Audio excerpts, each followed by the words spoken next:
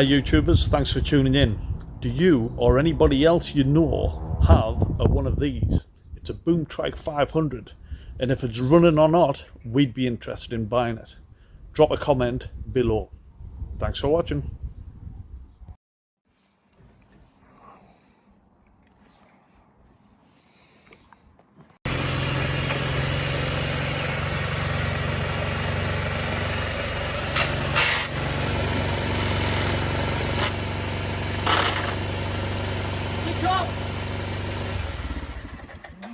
Neutral's in the middle.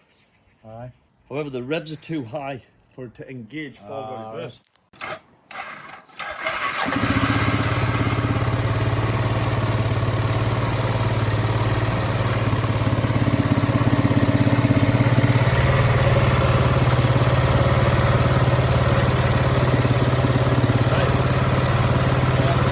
That one's got room there.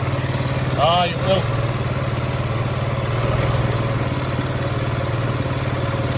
They can do that.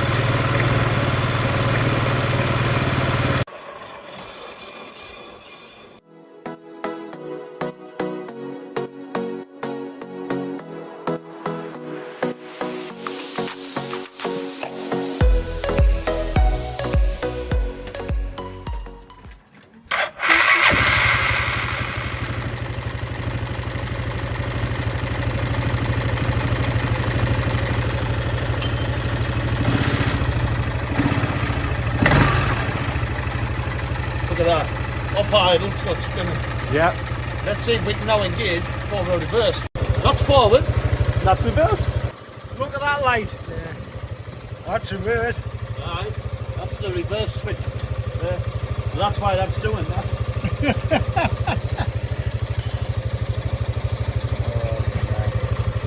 Alright. But no, that's it, fixed. Job's good. So, dilly dilly.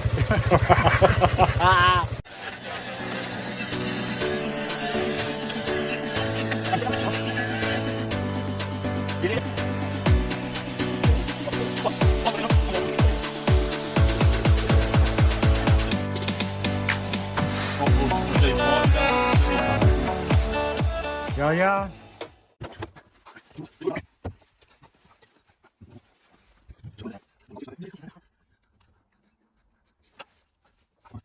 So, the plan is just to try and get this going a bit. The problem's here, aye, where it's going in and out of this bit. So we'll try and take this bit away and reduce it. There should be enough length on the cable there to allow us to cut at least about an inch off here. So we'll cut an inch off here. That'll allow that to drop down again. Although it won't be joined, it'll still be enough where we can refasten this bit. And then hopefully that'll allow that cable to move until we can find some other permanent solution. Yeah, yeah. Dilly dilly. So, it looks like we've done a fix, which is kind of a semi-permanent fix, I would say, because it's that good a job, it'll last for a while. Right, so we've done a kind of a semi-permanent fix there with the cable. We've yet to reinstall it on the bike, but just to give an overview of what we've done. So basically the end here was all sort of came apart, it was all over the shop. The inner sleeve was catching as well, so it basically didn't have free movement through the cable cover itself. So we've withdrew the full cable, cut all the straggled ends off, taped it up tightly, so again it's nice and compact and nothing can get caught inside the actual cable cover itself. So we've threaded it back on, greased it all up. It now moves quite freely. Move that by hand, which we couldn't before. So therefore we can reinstall this back on the bike and hopefully that's a fix. Dilly dilly. So what you doing now, mate? Right, go on then. No, right. Right, so cable has been reinstalled now. It's bolted on the back end. At the front end, this we can see where it goes through. I've actually put a tap on there, or a die, sorry. Put some threads on and put a bolt on, so that's locked down into place. So I'm now going to tighten the cable back up onto this adjuster which will allow us to select reverse, and it should default back into forward. Okay, so everything's connected back up now. Connected the lever back up, or the cable to the lever mechanism, as we can see. So hopefully that small movement there will allow us to select reverse. So we're going to start her up now and see if that theory works. Here we go. Foot on the brake. Oh, yeah.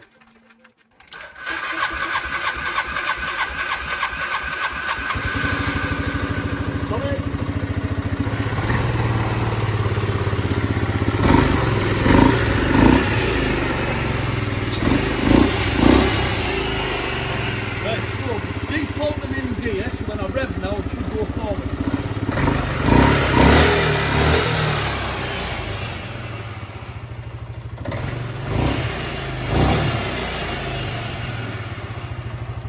Into the end.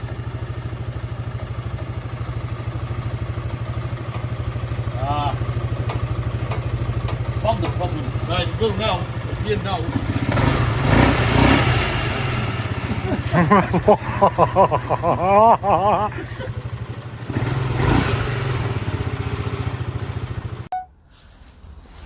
Okay, so second attempt at fixing this cable. I've stripped it all back down again, put it all back on. Everything seems to be functioning properly. So that's in the forward position. Push fully forward, that's reverse, and it returns back to forward. Let's test that theory. I'm going to start up. When I put revs on, we should see the wheel spin. This one might not, because that one's got a little bit of a restriction, so it might be that and that spins. Let the revs die down, see if I can select reverse and see if the wheel goes backwards. Here we go.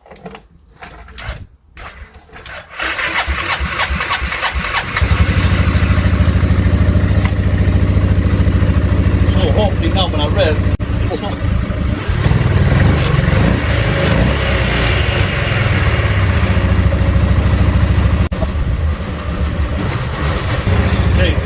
There now, it is going forward. This brake caliper seized on a bit. Okay, then reverse.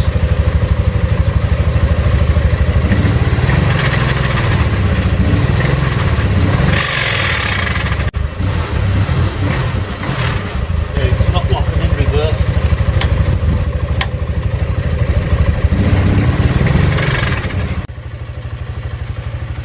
Okay, I've sorted the cable out. However, when I push it fully forward, which I've got at the moment with the lever, so that's forward, that's reverse. I've checked on the back and the reverse lever's moved fully to the right, so it's as far as it can go, but when I rev, it's still not engaging.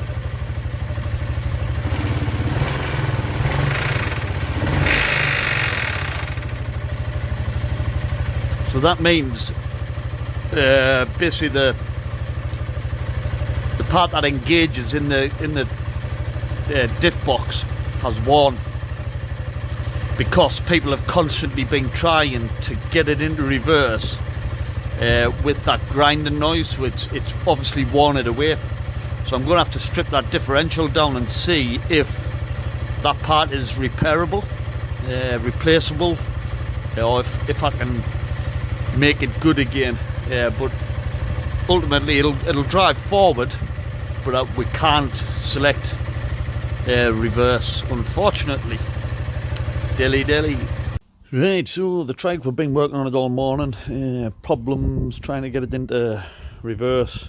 Basically sorted the cable out, which was all seized up. Managed to sort that. However, this is the change. You'll be able to see it's no light. There we go. So this here is the changeover cable. In the default position, spring loaded to the left, that's forward, and then the cable attaches to it, as you can see there, goes onto there. You pull the cable and then it puts it in reverse. The problem we've got is it ain't going in reverse. The pole, you can hear it grinding, so it's not locking in, so it's obviously worn. The only way to settle that is take the differential off from the gearbox. So I've got it up on the axle stand, and I'm just going to start and strip it down. So I'll take all the back box bracket off. I've got to get the exhaust muffler off. Yeah, there's some bracket work here to undo. Drain the oil on the diff. Got to take this support bar off here. And then I'll be somewhere. Oh, sorry, yeah, I've got to take all the drive shafts off as well, so I'll have to take the wheels off. Yeah, so quite a bit to do before I get to the point that I can even attempt to get it withdrawn from the actual gearbox output shaft, which I guess is in there somewhere. Right, here we go, dilly. So we're getting there. As you can see, we've had a bit of a strip down. Took all the back box mountings off. I've took the gearbox mount off, or differential mount off across there. I've had to take the wheel off so I can get the drive shaft off, because that differential needs to pull away from the other drive shaft, because otherwise I've got to take that ring of bolts off the gearbox. So I'm at a position now I can drain the oil from the bottom. There's a drain plug on the bottom, so I'll drain the oil out. Then there's two more mounting bolts on the other side. One there, one there, and then that diff then should pull away from the transmission.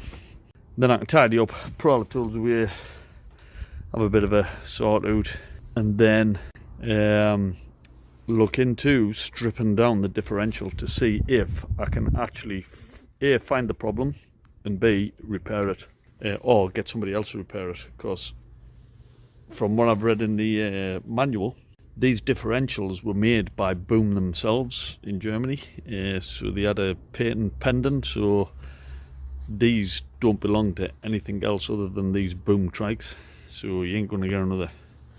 So let's hope we can repair it. Dilly.